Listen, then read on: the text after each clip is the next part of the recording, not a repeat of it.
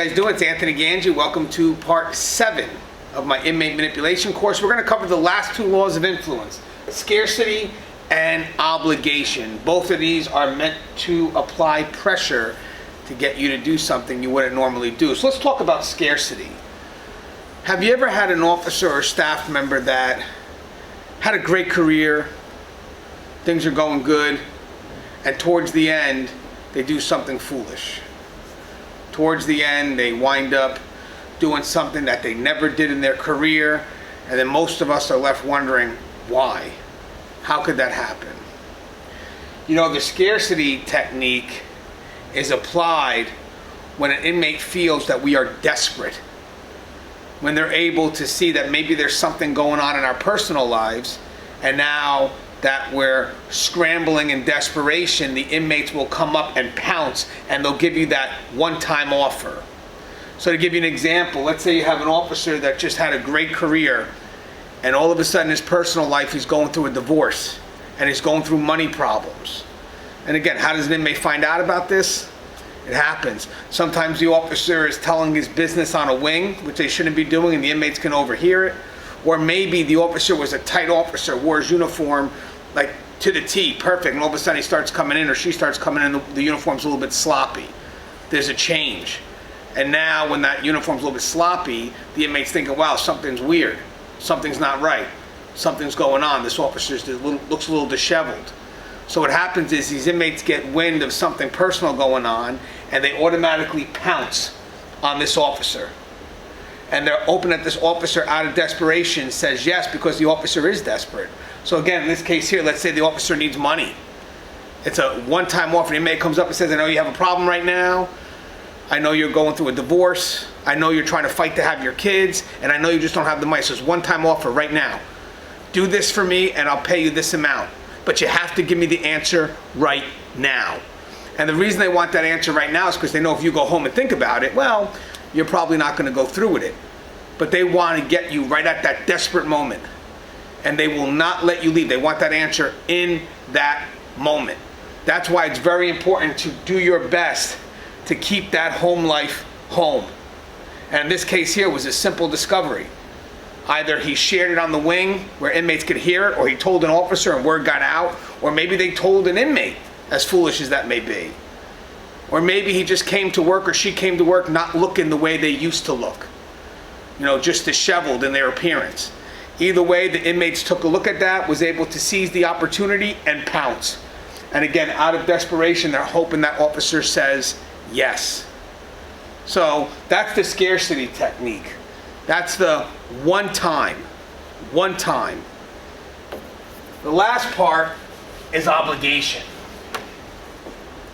This is a little bit tricky. Obligation is sort of, I do for you, you do for me. It's kind of the law of reciprocity. So basically, I do you a favor in hopes that you have to pay me back. And believe it or not, guys, when someone does you a favor, there is an overwhelming sense to pay that favor back, and inmates know that. That's why, well, let's say you have an inmate porter and they're doing work for you, you have to make it known that it's a job.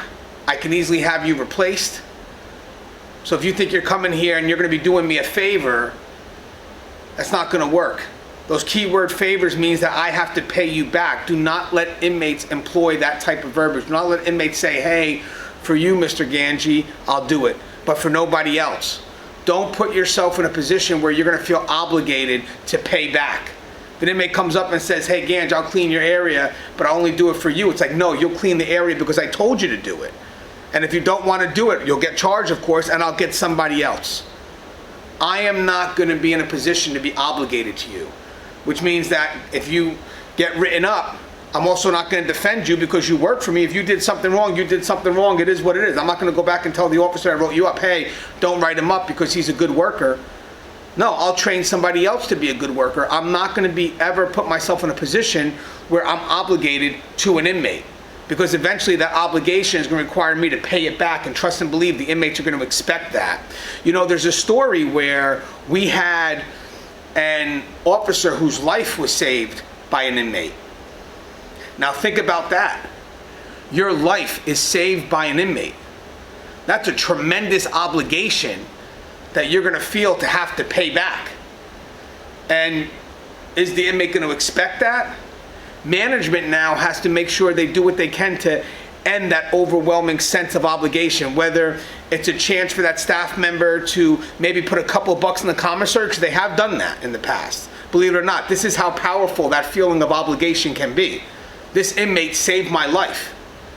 So sometimes management tries to kind of end that obligation by saying, okay, since you did this, we're going to do this for you. And this way it alleviates that sense of obligation that that staff member will have towards that inmate. But the best thing to do is literally transfer that inmate out. Do not let that inmate and that staff member have any more of a connection, because that is an extreme sense of obligation that that staff member has towards that inmate now, because that inmate saved their lives. So again, these are just 2 quick rules.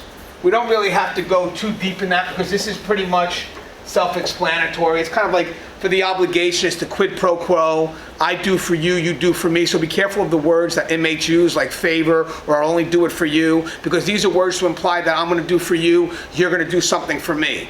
You have to nip that in the bud and don't allow yourself to fall for this feeling of obligation, this feeling of, okay, well, you've done for me, now I have to do for you. Okay, and that matters, and even as I said, for the saving of the officer or staff member's life, that feeling of obligation. You have to be able to find a way to nip that. So again, if it was something just like we mentioned before, where it was the quid pro quo, I do for you, you do for me, again, not going to happen. I'll remove that inmate, I'll fire that inmate, I'll do whatever I can to make sure that I don't feel obligated to an inmate. But if ever there's a chance where there's that forced obligation, like an inmate saves my life, well, then I'm going to go to management now and figure out how can we resolve this. Can we get the inmate shipped out, or is there a way I can put a little something on their commissary? Just something so I can alleviate that overwhelming sense of obligation.